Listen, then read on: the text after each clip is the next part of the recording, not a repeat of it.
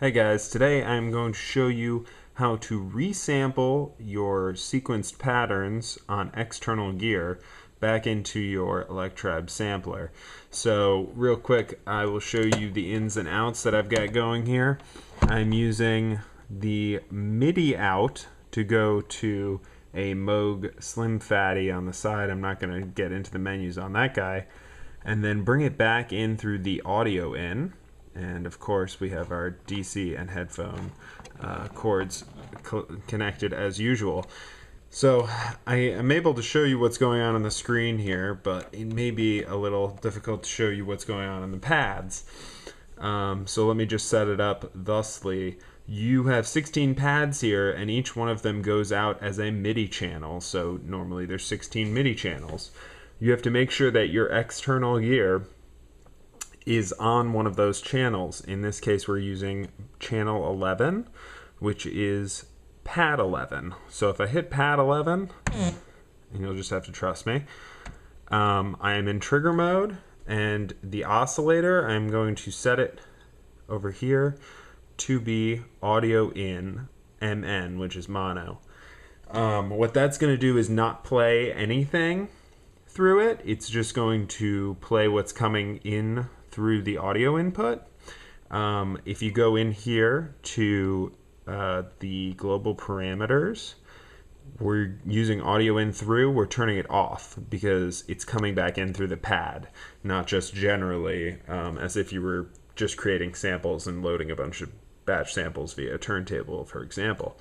So pad 11 is an audio input, but you can still write a sequence to it. So I don't know if I'm going to pan over here and show you,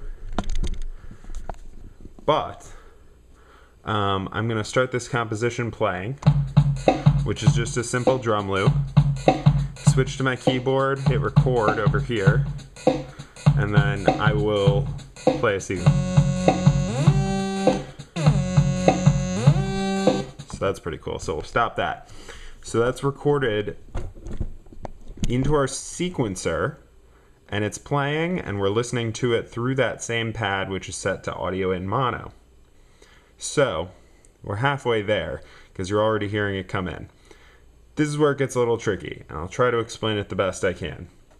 We're going to hit shift record to get into sample mode, as you normally would. Check out my previous tutorial if you want info on that. Sampling mode's mono, that's good. Sampling source is resampling. So normally you would have this on audio in because you're using an audio in. Well, guess what?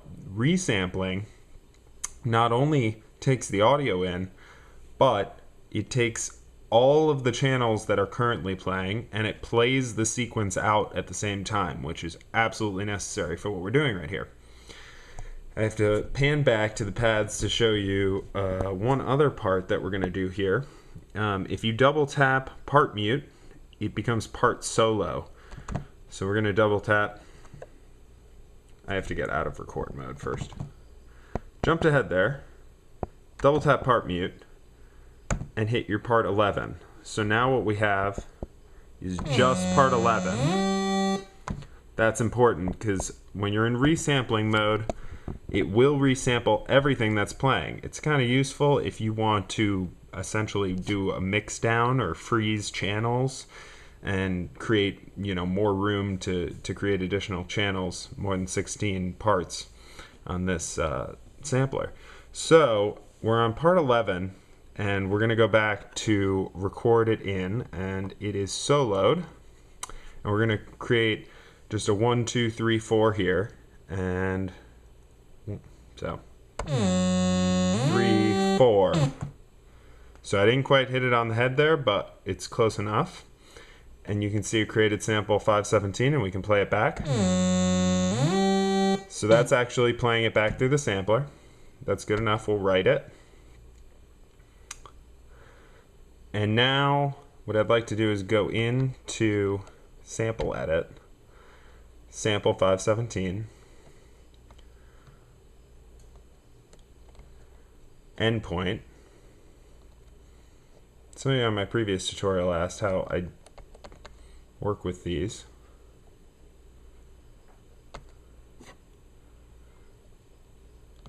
I go up to the thousandths place first. Ooh, that's probably close enough. Time slice. You can actually read the screen this time. Guess 16 out of 16, that's perfect. It didn't light up a bunch of pads, so we're gonna threshold down a little. That's close enough.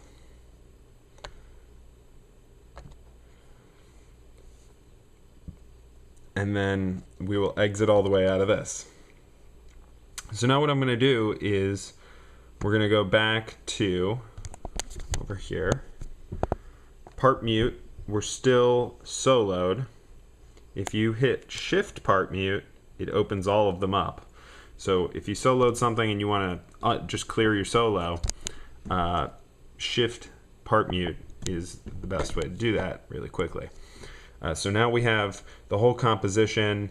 That's still playing out of our synthesizer. So what we want to do is select part 11, and you can hear it's playing our synthesizer, and it's set to audio in, so oscillator. Now as soon as we take this off of, it'll play whatever, and we want to switch it all the way down to what we just recorded, sample 517. And then we want to take this, we want to clear it, which I'll do just by doing part erase.